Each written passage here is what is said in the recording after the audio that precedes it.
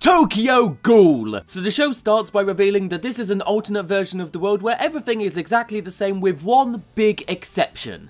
Vampire terrorists. Admittedly, the show prefers to refer to them as ghouls, but vampire terrorists are what they are, and it makes the show sound way cooler than it deserves to be. So ghouls are basically the same as people, but they have to feast on humans in order to survive. Their existence is kept rather mysterious at the start thanks to the introduction of our main course, main character, Ken Kaneki. One day at a coffee shop, he gets the courage to ask out a girl he fancies named Rize after discovering they have similar taste in books. Things go pretty well between them, very good from Kaneki's point of view, until it turns out she's a horrible kisser and ends up biting into Kaneki's shoulder. Apparently she's a ghoul, but that's no excuse. My face is up here, you dummy. So they go on for a while until someone gets the drop on Rize, quite literally, and saves Kaneki. After being found, Ken is taken into hospital, but after a while, he realizes that something isn't right. Slowly it's realized that while in hospital, Ken was given an organ transplant from Rize, which as a consequence, turns him into a ghoul.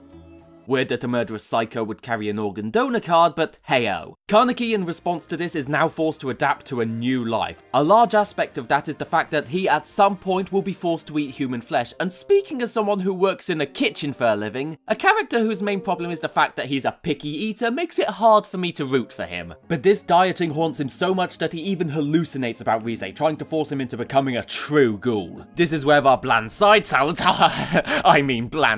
characters jump in, Toga and Yoshimaru. They were at the coffee shop Kaneki was at before, which turns out to be a secret hideout for ghouls wanting to live a more peaceful life. This is actually pretty nice as it shows a more human side to ghouls, presenting you with some nice details how ghouls don't want to harm humans but need to in order to survive.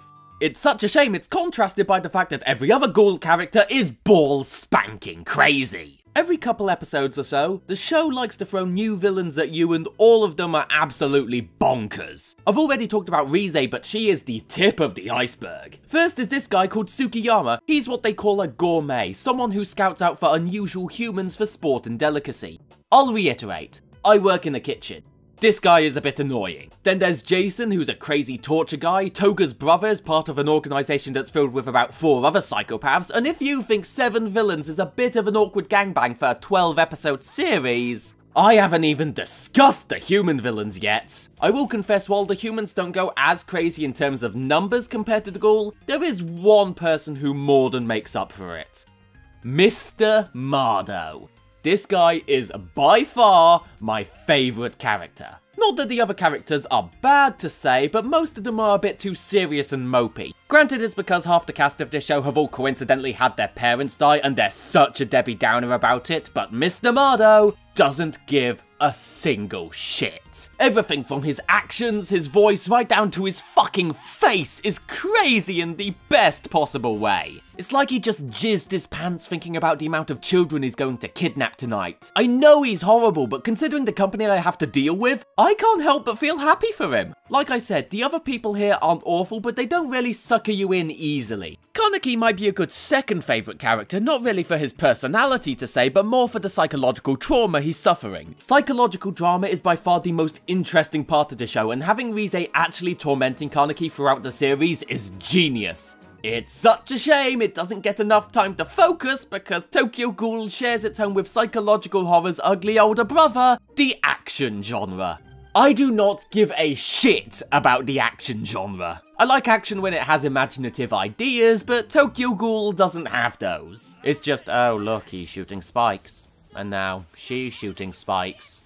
And now he's shooting spikes and fucking do something! I don't necessarily mind it, but the fight scenes really outstay their welcome on more than one occasion. Some of these battles can go on for a full episode, and of a 12-episode series, there isn't a lot of spare time left. Honestly, the fights would end a lot quicker if it wasn't for one of my least favourite action tropes. It wouldn't be much fun if I killed you now. Seriously, watch this show and just take note of every time a character refers to a fight as being fun, as opposed to a life or death situation. Where's the fun in that? It's been fun. Wouldn't be any fun if it was over as soon as it started. I can't even begin to tell you how much fun I had ripping them both to shreds. And it's even more annoying when it comes to these action scenes because while they go on for ages, the actual story starts to suffer from negligence issues. The only thing I knew before going into the show is that it cut out a lot of stuff that was in the manga, and I thought, Who cares? It's an adaptation. Some parts have to be taken out to make it fit, so what if they cut segments? Turns out the parts they were cutting was the fucking plot. Tokyo Ghoul has lost the plot. There are a lot of moments when characters take giant jumps in logic and they never properly explain why because they don't have the time to. So when it came to choosing between the action and the story, apparently the director thought that this scene of two people smacking each other was more engaging. Not sure why they're smacking each other because they didn't explain it, but I'm stuck here now. There was, however, one fight scene that did elicit a big emotional reaction from me, but it probably wasn't for a good reason. Just to establish, in one episode, Kaneki says he's going to help Toga fight Mr. Mado, but he needs a mask to protect his identity first. Next episode, Kaneki goes out and runs into Mr. Mado's assistant, where a fight breaks out and we get the gripping reveal of...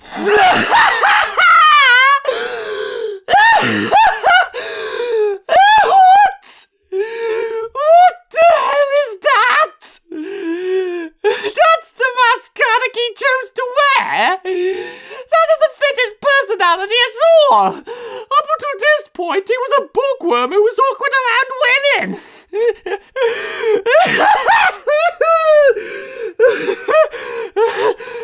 That feeling... that feeling when you're not a goth, but you want to impress that one goth chick in class? What the fuck is that? I probably wouldn't even have brought this up, but when Kaneki goes to get his mask, the guy designing it asks him a bunch of questions and says he wants the mask to reflect Ken's personality. Unless one of those questions was, did your parents ever love you? I don't think that attire is very fitting. But, as a whole, Tokyo Ghoul is alright. It has its problems, but I'm not too disappointed I watched it. Tokyo Ghoul Series 2, however, is a different story. What was once a small-scope narrative about a boy suffering with changes in his body that aren't puberty, now becomes a full-on war epic stroke crime drama. To use the phrase tonal shift is an understatement. This is tonal transfer, this is tonal international relocation, this is a continental drift of tone. Remember Kaneki, who I said was my second favourite character? He's barely in this show now. The series starts focusing on Mr. Mado's assistant named Amon. He's boring. Fuck him. In fact, every character gets replaced by some third-rate polar opposite. Mr. Mado, the guy who I loved, he's gone. Now it's his daughter, Akira. I hate her. With every fibre of my body. She is annoyingly pedantic, wanting to correct every single person that what they're doing is the wrong way to do it, with really stupid examples like not eating after 9 PM. You don't need to work in a kitchen to find this girl annoying. She's just a bitch. Here's an example of one scene that drove me insane. Amon wants Akira to talk to him with more respect, but suddenly, Akira goes on talking about, of all things, how using less polite, shorter phrases would save her time and energy. Instead of saying, if you would be so kind, which takes 0.9 seconds to say, she claims if she said, would ya, which only takes 0.3 seconds to say, she would save 33 minutes a year.